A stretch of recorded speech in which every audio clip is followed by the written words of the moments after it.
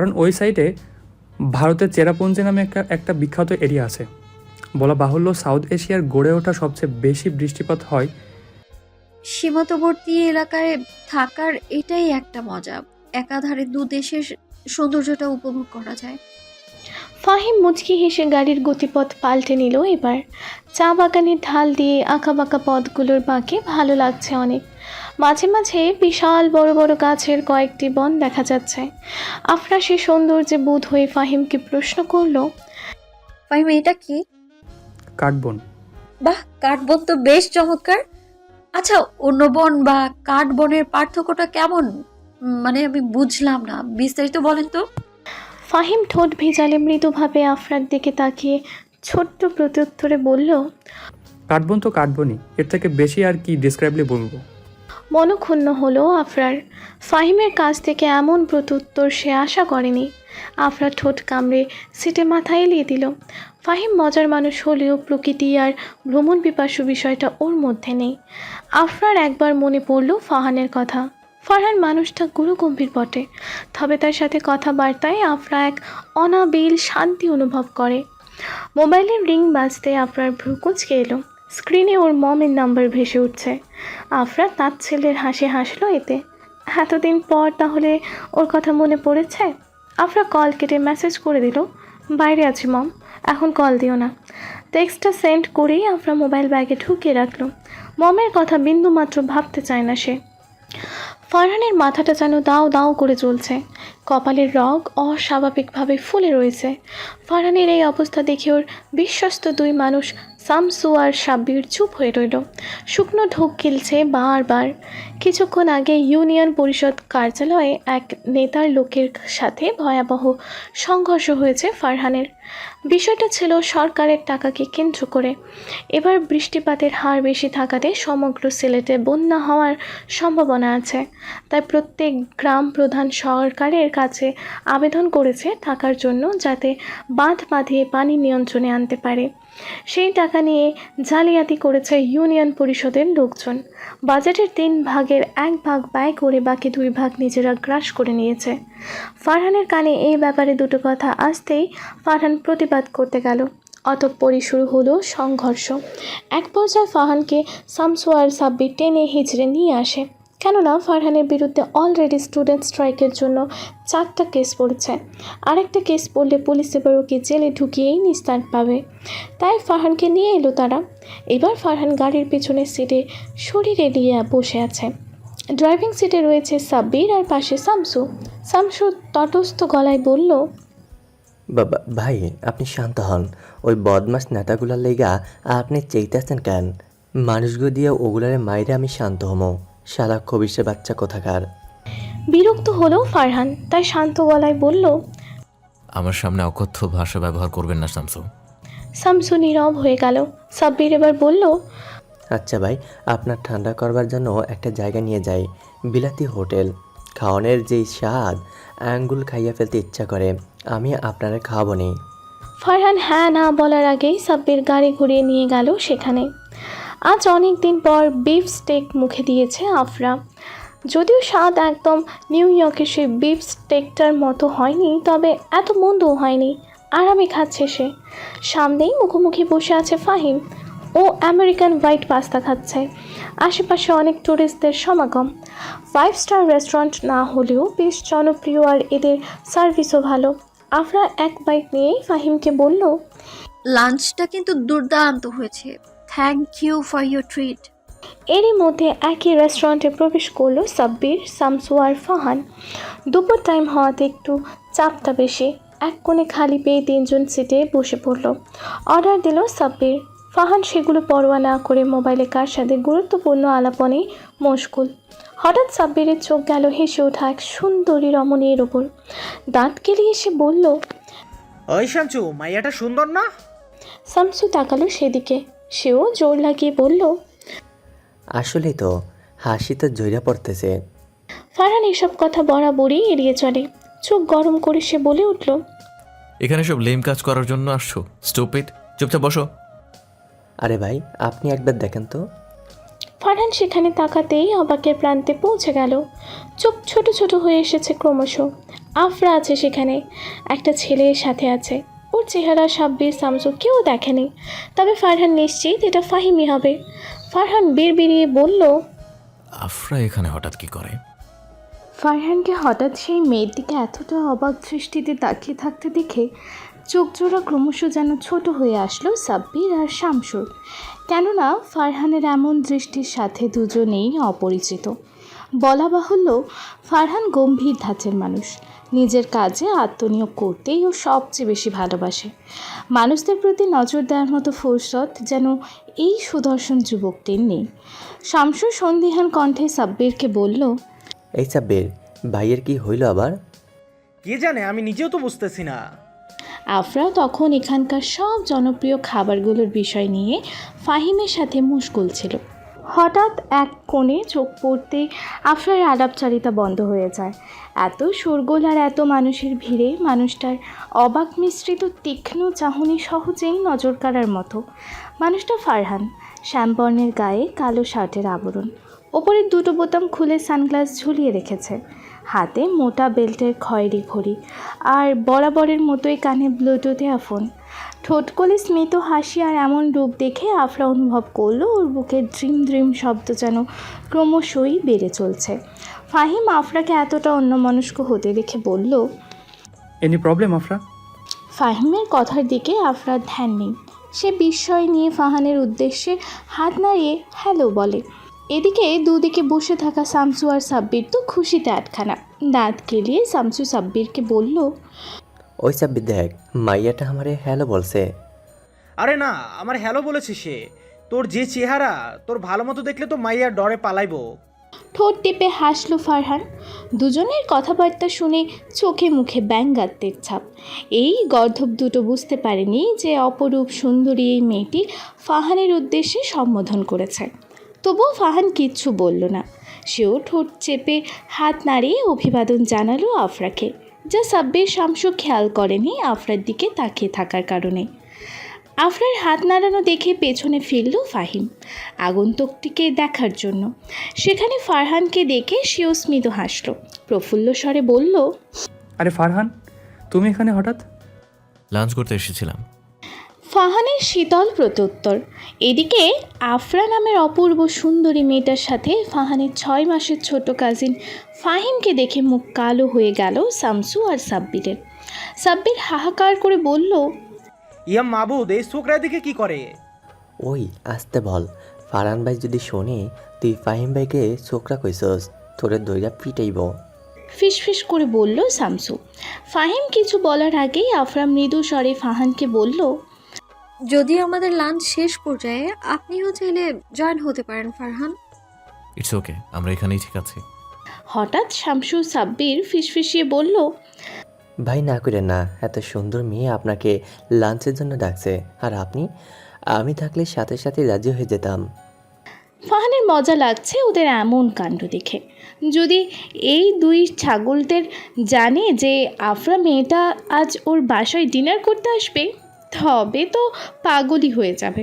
তবুও ফাহান মৌনতা কেটে বলল, ঠিক আছে, আপনার কথা রাখলাম আফরা। Thank you.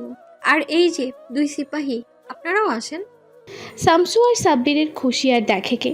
তারপর কথা মতো ওরা 3 জন বসে পড়ল ফাহিম আর আফরার সাথে। আফরা লাঞ্চ শেষ করে ডেজার্ট হিসেবে একটা চিজ কেক অর্ডার দিল। ফারহান কথাবার্তা না চালিয়ে লাঞ্চ করছে শান্তভাবে। ফাহিম এবার ফাহানের উদ্দেশ্যে বলল, তো ফারহান, ইদানিং তো দেখাই যায় না তোমায়, দিনকান কেমন যাচ্ছে? অ্যাজ অলওয়েজ যেমন যায়। স্ট্রাইক নিয়ে কোনো ঝামেলা হয়নি তো? কথাটি একটু আস্তে বলল ফাহিম, যাতে আফরা নজর দিতে না পারে। ফাহান বুঝতে পারল ফাহিমের চিন্তিত হওয়ার কারণ। ব্যস্ততার জন্য খুবই কম কথা বলার সময় পায় ফাহিম আর ফারহান। বাড়িতেও পারিবারিক সংঘর্ষ আর মিসেস নাবিলার ক্রোধের শিকার হয়ে দুজন কথা বলতে পারে না। স্ট্রাইক বা অন্য কোনো ঝামেলা হলে ফারহান প্রায় আঘাতপ্রাপ্ত হয়। দিনের সময় ফাহান অনায়াসে ফাহিমের চেম্বারে গেলেও মধ্যরাতে ফাহানকে জানালা টপকে ফাহিমের ঘরে যেতে হয়। সে রাত স্ট্রাইকে পুলিশের আঘাতে গুলিবিদ্ধ হওয়ার পর ফারহান জানালা টপকে ফাহিমের কাছে আসতে চেয়েছিল, কিন্তু দেখা হয়ে যায় আফরার সাথে। ফাহিম হয়তো কোনোভাবে জেনে গিয়েছে যে সেই রাতে ফারহান আঘাত পেয়েছিল। তবে আফরার কথাটি এড়ানোর জন্য ফারহান শীতল কণ্ঠে বলে, রিল্যাক্স ফাহিম, আমি সিরাজ ডক্টরের কাছে চলে গিয়েছিলাম। ফারহানের কথা শুনে তপ্ত শ্বাস ছাড়ল ফাহিম। মাঝে মাঝে নিজের মায়ের অদ্ভুত সব কাজকর্মের জন্য এই মানুষটার সঙ্গে দূরত্ব হয়ে গিয়েছে ওর, এতটাই দূরত্ব যা কখনো কাটিয়ে তোলা যাবে না। লাঞ্চ সেরে সবাই বেরিয়ে এলো রেস্টুরেন্ট থেকে। দুপুরের কড়া প্রহর ঢলে বিকেল নেমেছে। তরতাজা বাতাসের সমন্বয়ে মোহময় পরিবেশ। ফারহান মোবাইলের স্ক্রিনের দিকে তাকিয়ে বলল, আমি তাহলে এবার আসছি। কোথায় যাচ্ছ ফারহান? ফাহিম জিজ্ঞেস করল। ফারহান মৃদু উত্তরে বলল, ব্যাংকে যাচ্ছি টাকা তুলতে। ফাহিম এবার আর কিছু বলল না ফারহানকে। আফরার উদ্দেশ্যে বলল, তো চলুন এবার আপনাকে বাসায় ড্রপ করে চেম্বারে চলে যাব। ওকে, আমি পার্কিং লট থেকে গাড়ি নিয়ে আসুন আপনি, আমি এখানেই দাঁড়াই। ফাহিম তাই চলে গেল গাড়ি আনতে। সাব্বির আর শামসুও ইতিমধ্যে সেখানে গিয়েছে।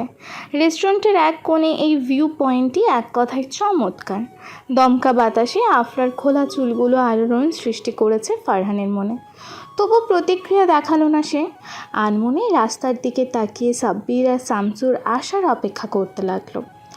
আফরা ঠোঁটে সূক্ষ্ম হাসি ঝুলিয়ে রেখেছে, হাত জোড়া পেছনে আঁকড়ে বারবার দেখছে ফারহানকে। এক পর্যায়ে ধৈর্যহীন হয়ে বলল, এই যে মিস্টার কমরেড। জনসমাগমে আফরার এভাবে কমরেড দেখে ওঠাতে ফারহানের চোখ জোড়া ক্রমশ সূক্ষ্ম হয়ে এলো। তাই মোবাইল পকেটে গুজে তীক্ষ্ণ গলায় বলল, এভাবে সবার সামনে কমরেড ডাকার মানে কি? তো কমরেডকে কমরেড বলবো না তো কি অন্য কিছু বলবো? যদিও আপনার আরেকটা নাম আছে, রেইনকোট ম্যান। আফরার চোখে মুখে দুষ্টু হাসি। ফারহান হাল ছেড়ে দিল। এই মেয়ের সাথে কথায় পেরে ওঠা বড়ই দুষ্কর। আফরা এবার কিছু একটা ভেবে এগিয়ে এলো ফারহানের কাছাকাছি। কানের কাছে ফিসফিসিয়ে বলল, রাতে কিছু আপনার হন্টেড হাউসে আসছি মিস্টার কমরেড। ফারহানের মেরুদণ্ড দিয়ে যেন ঠান্ডা স্রোত বয়ে গেল আবার। হৃদস্পন্দন ক্রমশই যেন বেড়ে যাচ্ছে। ফাহিম গাড়ি নিয়ে আসাতে আফরা মৌনভাবে চলে গেল এবার। যাওয়ার আগে ফারহানের দিকে তাকিয়ে গেল এক পলক। ফারহান স্মিত হাসে আফরার এমন কাজে। চারিদিকে নির্বিচ্ছিন্ন অন্ধকার। ওপাশের বাস ছাড় থেকে কেমন যেন ভুতুরে শব্দের উৎপত্তি হচ্ছে। দরজাটা খোলা রেখেছে ফারহান, তাই পূর্ব দিকের হাওয়া দরজা বরাবর বাড়ি খেতে মগ্ন। পর্দা উড়ে চলছে হালকাভাবে। ফারহান নিজের দৈনন্দিন কাজ শেষ করে দ্রুত বাড়ি ফিরে এলো আজ। একটা ঠান্ডা গোসল সেরে জলপাই রঙের টি শার্ট আর কালো ট্রাউজার পরে নিল। ফারহান যদিও গোছালো মানুষ, তবু অতিথি আসবে বলে 2 রুমের এই ছোট্ট ঘরটি আবারও গুছিয়ে নিল। রাতের খাবারের জন্য রান্না করেছে অনেক ধরনের খাবার। ফারহান জানে না যে আফরা বাঙালি খাবারে স্বাচ্ছন্দ্য বোধ করে কিনা, তাই সে ইটালিয়ান ফুড রান্না করলো। টম ইয়াম স্যুপ, সাথে ব্রেড ক্রাম্ব আর ইটালিয়ান রেড সস পাস্তা। আজ একা থাকে বলেই এত ধরনের রান্না জানে সে। হঠাৎ মিসেস নাবিলাকে ধন্যবাদ জানাতে ইচ্ছে করলো এই প্রসঙ্গের জন্য। আসতে পারি মিস্টার কমরেড? মেয়েলি সুরে পেছনে ফিরে দরজার দিকে তাকালো ফারহান। আফরা দাঁড়িয়ে আছে। একটা হালকা গোলাপি রঙের কুর্তি পরাতে সুন্দর লাগছে তাকে। ফারহান মৃদু হেসে বলল, অবশ্যই। আফরা প্রবেশ করলো ছোট্ট কুটিরটিতে। ওর নিজের ভাষায় যেটাকে বলে হন্টেড হাউস। ফারহান টি শার্টের ওপর অ্যাপ্রন পরে আছে। রোদে পোড়া সবল শ্যামবর্ণের চেহারা, শক্ত চোয়াল। ঘামের কারণে কপালে কালো নরম চুলগুলো দুর্ভা ঘাসের মতো লাগছে। আফরার মন উথাল পাথাল করছে এমন অবর্ণনাতীত সৌন্দর্য দেখে। অজান্তেই মানুষটার চুলগুলোতে হাত ছোঁয়ার মতো ভয়ঙ্কর ইচ্ছা চলে আসছে বারবার। ফারহান আসলেই নিঃসন্দেহে ভিড়ের মাঝে এক নজর কাটার মতো ব্যক্তিত্ব। ভাবতেই আফরার মনে এবার অদ্ভুত অনুভূতি কাজ করতে থাকলো। কি ভাবছেন এত? ফারহানের কথার পরিপ্রেক্ষিতে ধ্যান ভাঙল আফরার। তপ্ত শ্বাস ছেড়ে বলল, না, তেমন কিছু ভাবছি না। তো আপনি কি অ্যাপ্রন পরেই থাকবেন সারা রাত? আরে না, সবেমাত্র ডিনার তৈরি শেষ করলাম। ওয়েট, আমি খুলে আসছি। বলেই কিচেনের দিকে চলে গেল ফারহান। আফরা একপাশে আয়েশ করে বসলো সোফার নরম গদিতে। লেমন ফ্লেভারের রুম স্প্রের ঘ্রাণে মো মো করছে সারা ঘর। আফরা ইতিমধ্যে খেয়াল করলো সোফার পাশে বিশাল বুকশেলফ। সেখানে বই কম, মামলা মোকদ্দমার কাগজপত্র বেশি, হাতে গোনা কয়েকটা ইংরেজি গল্পের বাংলা অনুবাদ বই আছে, আরও আছে কয়েকটা ল বুক। ইতিমধ্যে ফারহান এসে জিজ্ঞেস করলো, এখন ডিনার করবেন নাকি আরও কিছুক্ষণ পরে? এখনই করি, সেই দুপুরে লাঞ্চের পর আর কিচ্ছু খাইনি। মৃদু হাসলো ফারহান। তারপর ডাইনিং টেবিলে আফরার উদ্দেশ্যে চেয়ার খুলে মৌন স্বরে বলে উঠল, বসুন। কথা মতো তাই করলো আফরা। আজ ওর মনে কাজ করছে অন্যরকম এক প্রশান্তি। ওর বরাবর বসে পড়ল ফারহান। রাতের নিষ্কোষ আধার, এর মধ্যে ডাইনিং টেবিলের ওপর বরাবর হলদে লাইটের সংমিশ্রণে মোহাচ্ছন্ন লাগছে বেশ। আফরা চামচ নিয়ে আরামসে স্যুপ খেতে লাগলো। ফারহান আর চোখে আফরাকে দেখছে বারবার। আসলে আফরার খাবার সম্পর্কের মন্তব্যের জন্যই ফারহান অপেক্ষা করছে। আফরাকে চুপ থাকতে দেখে ফারহানই আগ বাড়িয়ে জিজ্ঞেস করলো, কেমন লাগলো? Too good. তবে আপনি এত ভালো রান্না পারেন, আগে তো বলেননি। আগে কি এ ব্যাপারে কোনো কথা হয়েছিল আমাদের মাঝে? ফারহান ভ্রু নাচিয়ে বলল। আফরা হেসে দিল এবার। প্রত্যুত্তরে বলল, তাও ঠিক। বাই দ্য ওয়ে, থ্যাঙ্কস এত ভালো রান্না সার্ভ করার জন্য। You are most welcome. মৃদু কণ্ঠে বলল ফারহান। আফরা আর চোখে পর্যবেক্ষণ করে যাচ্ছে ফারহানের কার্যকলাপ। ফারহান ডিসেন্টলি খাবার খেয়ে যাচ্ছে। আশেপাশে তেমন কোনো ভ্রুক্ষেপ নেই।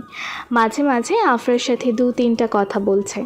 ফারহানের লালচে ঠোঁট জোড়ার অনাবিল সৌন্দর্যের দিকে না চাইতেও তলিয়ে যাচ্ছে আফরা।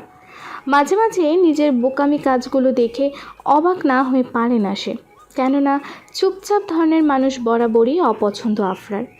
আমেরিকায় এ পর্যন্ত অনেকের সাথে ডেট করার অভিজ্ঞতা ওর আছে, আর যেই ছেলে একটু বেশি গম্ভীর ধরনের ছিল তার সাথে আর কথা বাড়াতো না আফরা। তবে ফারহানের ক্ষেত্রে আফরা হয়ে গেল ব্যতিক্রম। ওর গম্ভীরতা আর স্বল্পভাষী ব্যক্তিত্বের মোহতে দিন দিন হারিয়ে যাচ্ছে আফরা। ফারহান হঠাৎ খাওয়ার মাঝে খেয়াল করলো আফরা ড্যাব ড্যাব করে ওর দিকে তাকিয়ে আছে। একটু অপ্রস্তুত হয়ে পড়ল সে। মিহি স্বরে বলে উঠল, এভাবে তাকিয়ে আছেন যে? আপনাকে দেখছি। শুকনো কাশি দিল ফারহান। আফরা বসে আছে ভ্রুক্ষেপহীনভাবে। আবারও তাই বলল, রিল্যাক্স ফারহান, বি নর্মাল। আপনাকে আমি জাস্ট দেখছি, খেয়ে ফেলিনি তো। এমন মেয়ে ফারহান আদৌ দেখেছে কিনা ওর মনে পড়ে না। কেমন নিঃসংকোচ মেয়েটার কথাবার্তা। কিছুক্ষণ কিংকর্তব্য বিমূঢ় হয়ে রইল ফারহান। অতঃপর খাওয়া শেষ করে বলল, আমার খাওয়া শেষ হয়ে গেছে, বারান্দায় বসবেন? বসতে পারি? তাহলে আপনি হাত ধুয়ে আসুন, আমি বারান্দায় চেয়ার নিয়ে যাচ্ছি। বলেই ফারহান বারান্দার দিকে এগিয়ে গেল। হাত ধুয়ে আফরাও চলে গেল সেখানে। আকাশটা আজ ঘোলাটে। মেঘের আবরণে রাতের আকাশটা অনন্য লাগছে। একটা তীব্র ফুলের ঘ্রাণ ভেসে আসছে আফরার নাকে। আফরার চেয়ারে আরামসে বসে আনমনে সে ঘ্রাণ নাকে টেনে নিল। ফারহানও বসে আছে পাশে। নিশি রাতের মায়াবী আলোতে মানুষটাকে লাগছে এক কথায় অনন্য। আফরা এবার বলে উঠল, আমার এখানে আসার উদ্দেশ্য আপনার মনে আছে? মৃদু হাসলো ফারহান। আড়ষ্ট গলায় বলল, মনে আছে। আপনার ভাষ্যমতে আমি নাকি আপনার সম্পর্কে কিছুই জানি না, তাই আপনি চান আপনার সম্পর্কে নিজ থেকে আমায় বলতে? যা, আপনার তাহলে মনে আছে। আচ্ছা, আপনি তাহলে বলুন তো আমার সম্পর্কে আপনি আসলে কি কি জানেন? কিছু একটা ভেবে নিল ফারহান। তারপর আফরাকে বলল, আপনি চাচুর দুঃসম্পর্কের বোনের মেয়ে, পারিবারিক আর জন্মসূত্রে আমেরিকার নিউ ইয়র্কে বড় হয়েছেন। ছুটি কাটাতে 2 মাসের জন্য এসেছেন শ্রীমঙ্গলে। চোখ ছোট হয়ে এলো আফরার। মুখ কালো করে বলল, ব্যাস এতটুকুই জানেন? হ্যাঁ, এর থেকে আর বেশি কি জানবো? মানে একটু চেষ্টাও করেনি আমার সম্পর্কে জানার? আফরা কড়া স্বরে বলল। ফারহান নির্বিকারে প্রশ্নোত্তর দিল। না। অপমানে থমথম করছে আফরার মুখশ্রী। খোলা চুলগুলো তুলে দিয়ে আটকে রাগ নিয়ে বলল, আমার থেকে কিছু শেখা উচিত আপনার। আপনাকে দেখার পরপরই আমি, মানে আমার অনুমান আর চেষ্টার পরই আপনার সম্পর্কে জানতে পেরেছি আমি। কি জানতে পেরেছেন একটু শুনি। সন্দিহান কণ্ঠ ফারহানের। আফরা অগোচরে একটা দুষ্টু হাসি দিল। এই তো সুযোগ পেয়েছে ফারহানকে জব্দ করার। চেয়ার টেনে আরও কাছে গিয়ে বসলো আফরা। ফারহানের নিঃশ্বাস এবার যেন ক্রমে বন্ধ হয়ে আসছে। আফরা ফারহানের কাছে ঝুঁকে বলল, এই যে আপনার অ্যারোগেন্ট ক্যারেক্টারের জন্য এখানকার মেয়েরা নাকি আপনার জন্য পাগল। যারা জীবনেও কলেজে যায় না তারাও নাকি তখন কলেজে যায় যখন আপনি স্টুডেন্টদের নিয়ে কলেজে স্ট্রাইক বা অন্য কোনো কাজ করতে যান। একবার এক মেয়ে নাকি আপনার বিয়ে করার জন্য উঠে পড়ে লেগেছিল। আপনি যেই চড় দিয়েছিলেন মেয়ে নাকি সুইসাইড করতে চেয়েছিল। ফারহান শান্তভাবে বসে আছে, গম্ভীর গলায় বলল, এসব আপনাকে কে বলেছে? তা না জানলেও চলবে মিস্টার কমরেড। আফরার মুখে চাপা হাসি। ফারহান কথাটি অন্যদিকে ঘোরানোর জন্য বলল, আপনি কি করেন আমেরিকাতে? ইউনিভার্সিটি অফ ওয়াশিংটন থেকে গ্রাজুয়েটেড। জব করতে চেয়েছিলাম, পরে মম জোর করে বিডিতে পাঠিয়ে দিল। বলল 2 মাস এখানে থাকতে, তারপর না হয় ওয়াশিংটনে ফিরে গিয়ে জব করব। আপনি আর আপনার মম ড্যাড কি একসাথে থাকেন? আমেরিকায় 18 বছর হওয়ার পরেই ছেলে মেয়েরা আলাদা থাকতে শুরু করে। আমিও তারপর জ্যাকসন হাইটস ছেড়ে ওয়াশিংটন ডিসিতে শিফট হয়ে যাব। ওনাদের মিস করেন না? গম্ভীর হয়ে গেল আফরা। এতক্ষণের প্রাণোচ্ছল মুখটি নিমিষেই যেন অন্ধকারে ছেয়ে গেল। বাইরে বহমান শীতল বাতাস, নীরব মোহময় পরিবেশ। আফরা মৃদু স্বরে বলল, আমি তাদের মিস করতে চাই না ফারহান। তারা এমন মানুষ যারা আমার সব দিক খেয়াল রাখলেও কখনো ভালোবাসা দিতে পারেনি। এমনকি আমায় বাংলায় কথা বলতে পারার ক্রেডিটটাও আমার মমকেই দেই আমি। তবে সে কখনোই আমায় ট্রাস্ট করেনি। তার ভাষ্যমতে আমি হলাম বিগড়ে যাওয়া সন্তান। আমার একটা ছোট্ট ভুলের জন্যে উনি শাস্তি স্বরূপ আমায় বাংলাদেশে পাঠিয়ে দিয়েছে। ফারহান নীরবতার সাথে শুনল আফরার এক একটি কথা। কোনো একটি কারণে মেয়েটার প্রচণ্ড অভিমান জমে আছে ওর মায়ের প্রতি। ফারহানের হঠাৎ কী হলো ও জানে না। আফরার চোখের কার্নিশ পেয়ে যে অশ্রুকণা গড়িয়ে পড়ছিল, নিমিষেই তা হাত দিয়ে মুছে দিল সন্তর্পণে। আফরা হতবাক। ফারহানের মতো আবেগহীন মানুষ যে এমন একটা কাজ করবে আফরা তা ভাবতেও পারেনি। ফারহান হঠাৎ আফরার উদ্দেশ্যে বলল, এবার আমি কিছু কথা বলবো, আপনি মনোযোগ দিয়ে শুনবেন তো? ফারহানের কণ্ঠে অদ্ভুত এক মাদকতা। সম্মোহিত হয়ে পড়ল আফরা। জড়ানো গলায় বলে উঠল, তাহলে শুনুন, বাবা মা যা করে কখনোই খারাপের জন্য করে না। হয়তোবা সবার সন্তান লালন পালনের প্রক্রিয়া এক না, তবে কোনো বাবা মাই তার ছেলে মেয়ের খারাপ চায় না। আপনি জানেন আপনার মতো লাইফ লিড করার জন্য কত মানুষ হাহাকার করে? আপনি জানেন কত মানুষ বাবা মায়ের একদণ্ড ভালোবাসা পাওয়ার জন্য ওত পেতে বসে থাকে? কিন্তু হতভাগা সেসব মানুষের কপালে সেই ভালোবাসা জোটে না, বড় হয় নিঃসঙ্গ মানুষের মতো। আজ আপনার বাবা মা আছে তাই আপনার কদর নেই। যদি আমার মতো এতিম হয়ে বড় হতেন তবেই বুঝতেন বাবা মা কী জিনিস। ফারহানকে কোনো কথা না বলতে দিয়ে হঠাৎ ওর মুখে আঙুল চেপে ধরল আফরা। ফারহানের কথাগুলো বজ্রপাতের ন্যায় প্রতিটি কথা ওর কর্ণকুহরে বাজছে। হ্যাঁ, আফরার মনে প্রচণ্ড অভিমান ওর বাবা মায়ের জন্য, কিন্তু ফারহানের কথার পরিপ্রেক্ষিতে এমন কিছুই ভাবেনিও। মানুষ আসলেই অদ্ভুত, যা পায় তার থেকেও দ্বিগুণ বেশিই চায়। আফরা মিহি কণ্ঠে বলে উঠল, বারবার নিজেকে নিঃসঙ্গ বলবে না ফারহান। বিশ্বাস করেন, এই কথাটা একেবারে বুকে গিয়ে লাগে আমার। ফারহানের মনে হঠাৎ উথাল পাথাল ঝড় শুরু হলো আফরার কথায়। শান্ত হয়ে বসে আছে সে। আফরা সংযত করে নিল নিজেকে। আবহাওয়াটা কেমন যেন বদলে যাচ্ছে। ঘড়ির কাঁটার দিকে তাকিয়ে তাই বলে উঠল, আমি তাহলে এবার আসি ফারহান। ফারহান তপ্ত নিঃশ্বাস ছাড়ল। সন্ধিহান গলায় বলল, ঠিক আছে। থ্যাংক ইউ এত সুন্দর একটা ট্রিট দেওয়ার জন্য। See you again. Good night. Good night. Afra Kutir ছেড়ে এবার পা চালালো বাংলো বাড়িটির দিকে। রুমে এসে আফরা বিছানায় শরীর এলিয়ে দিল। ফারহানের সাথে কাটানো কিছু মুহূর্তের কথা স্মরণ করতে শরীরে টান টান উত্তেজনা কাজ করছে মনে। হৃদয়ে অদ্ভুত সব অনুভূতি গ্রাস করে নিয়েছে। চোখের সামনে বারবার ভেসে উঠছে ফারহানের চেহারা। ইস, এই অনুভূতির নাম কি বলা যায়? ইলাও তখন বালিশ নিয়ে আসলো আফরার ঘরে। আজ কথা ছিল সারা রাত আফরার সাথে শুয়ে শুয়ে গল্প করবে, কিন্তু আফরাকে এতটা ভাবনায় মশগুল হয়ে দেখতে বিস্ময়ে ছেয়ে গেল ইলার মুখ। আফরা খাটে শুয়ে ফ্যানের দিকে তাকিয়ে আছে আর মুচকি মুচকি হাসছে। ইলা বসে পড়ল আফরার কাছে। মিহি গলায় বলে উঠল, আফরা আপু। আফরা সেদিকে ভ্রুক্ষেপ নেই। ইলা বার কয়েক পুনরায় ডাকলো, তবে তা খেয়াল করলো না আফরা। সে তো নিজের ভাবনায় মগ্ন। ইলা বুঝে উঠতে পারছে ওর কি হয়েছে, তাই বিড়বিড়িয়ে বলে ফেললো, প্রেমে ট্রেমে পড়েছে নাকি এই মেয়ে? আফরা আপু, কি হয়েছে তোমার? ইলার ডাকে হঠাৎ আফরার ধ্যান ফিরল। ইলা ওর দিকে কিছুটা ঝুঁকে আছে, চোখে মুখে কৌতূহলতার ছাপ, যেন কোনো কিছুর উত্তর জানার জন্য মনে অধীর আগ্রহ। আফরার শুকনো কাশি দিল একবার, হতভম্ব গলায় বলল, আমি তো ঠিক আছি, কি হবে আমার? ইলা যেন আফরার কথা কোনো ক্রমেই বিশ্বাস করতে পারল না। সে তখনও আফরার দিকে তাকিয়ে আছে, চোখ জোড়া ছোট্ট করে। তারপর বলে উঠল, আমার তো তা মনে হয় না। আচ্ছা বাদ দাও এসব কথা, কোথায় ছিলে এতক্ষণ? বলেই ইলা বালিশ নিয়ে শুয়ে পড়ল আফরার পাশে। আফরা বিস্ময় নিয়ে ইলার কার্যকলাপ দেখছে, কণ্ঠস্বর স্বাভাবিক রেখে বলল, ফারহানের হন্টেড হাউসে ছিলাম। ইলা এবার যেন নড়াচড়া করা বন্ধ করে দিল। এতটাই অবাক যে চোখের পলক ফেলে নিজেকে স্থির করার চেষ্টা করছে বারবার।